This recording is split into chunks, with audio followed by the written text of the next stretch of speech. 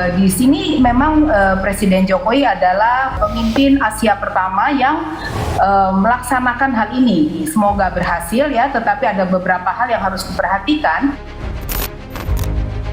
Ya, ini langkah strategis Pak Jokowi yang luar biasa ya. Saya kira beliau memang benar-benar penerus Bung Karno untuk mewujudkan apa yang disebut dengan cita-cita perdamaian dunia itu akan dikenang oleh anak cucu kita bahwa Indonesia. Rintangan Jokowi membuka tabir cita-cita dunia. Ini yang seru.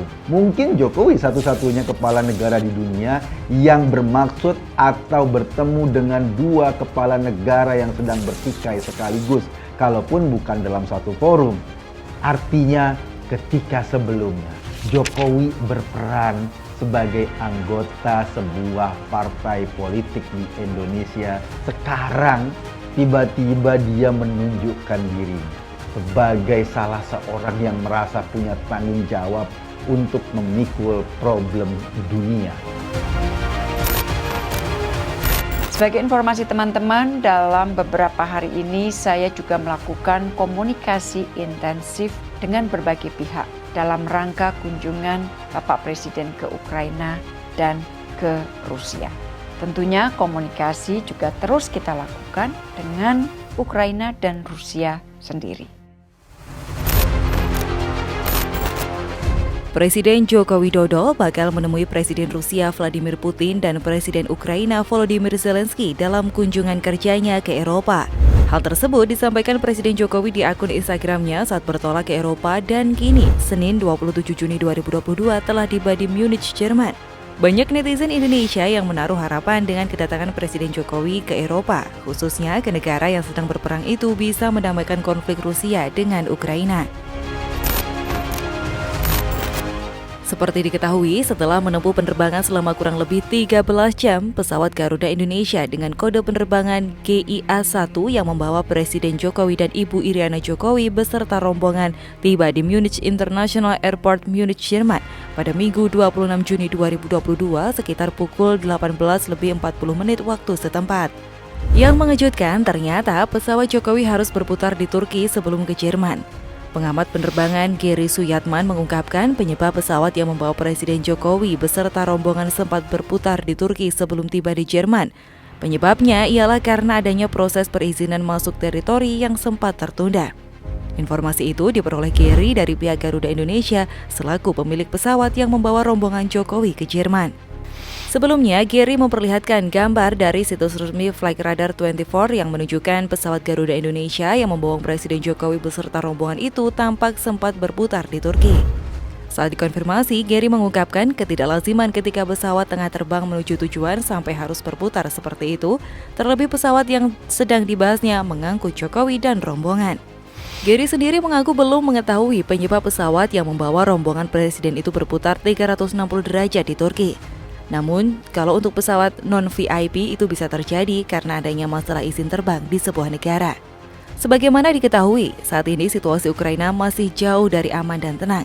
Perang masih terus berkecamuk, bom masih berseliweran, meledak di mana-mana. Namun, Presiden Jokowi tetap terbang ke Ukraina demi membawa misi perdamaian. Sepertinya Jokowi memang tidak takut mati. Presiden Jokowi pun tak berpangku tangan melihat perang Rusia-Ukraina yang sudah berlangsung 5 bulan.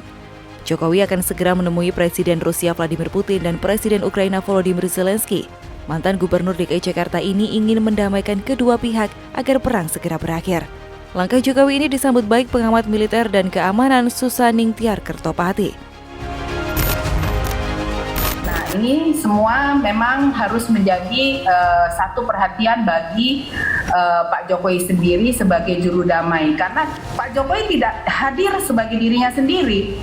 Beliau juga sebagai pimpinan yang berada di dalam Indo-Pasifik, lalu kemudian juga akan melakukan satu dialog ya, baik kepada Presiden Zelensky maupun juga kepada Presiden Putin di Moskow setelahnya dan di G7.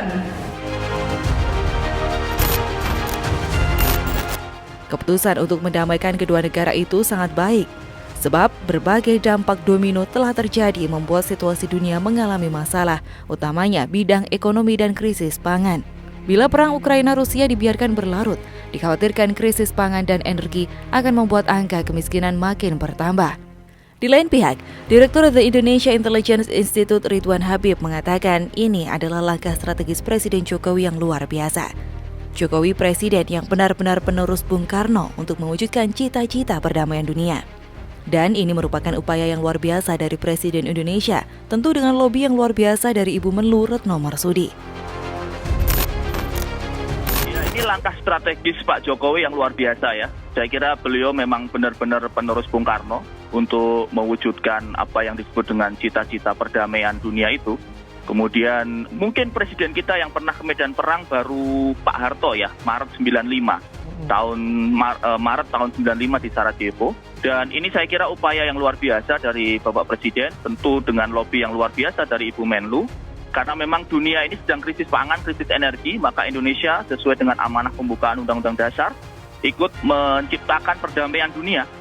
Jadi saya kira ini langkah yang sangat bagus, akan menjadi legacy yang luar biasa, akan dikenang oleh anak cucu kita bahwa Indonesia, sebuah negara di Asia Tenggara, juga berkontribusi positif dalam rangka mendamaikan dua pihak yang sedang berseteru di Eropa. Tentu saja ada hal-hal yang perlu dipelajari Jokowi dalam mempersiapkan mendamaikan Rusia-Ukraina. Pertama, mempelajari perang yang terjadi di Balkan saat ini masuk dalam kategori perang asimetris dan perspektif ilmu pertahanan. Rusia adalah kekuatan yang superior dan Ukraina adalah kekuatan yang inferior. NATO pun berusaha menancapkan kekuasaannya di Ukraina yang secara geografis berbatasan langsung dengan Rusia. Kedua, perbandingan kekuatan militer dan anggaran perang jelas Rusia unggul. Di atas kertas, Rusia pasti ingin melaksanakan perang dalam waktu secepat-cepatnya, sementara Ukraina pasti melancarkan perang berlarut. Antara lain untuk kepentingan NATO, intelligence surveillance dan intelligence device Rusia lebih unggul. Ketiga, fakta 40% gas Eropa asal Rusia, 35% palladium AS atau bahan baku semikonduktor asal Rusia, 67 neon AS atau bahan baku semikonduktor juga asal Ukraina. Dengan mempelajari hal itu, Indonesia pun dapat merumuskan konsep perdamaian yang akan diwujudkan. Bahkan, ada beberapa skenario yang dapat ditempuh dunia internasional untuk mengakhiri perang. Pertama, gencatan senjata dan turun tangannya PBB.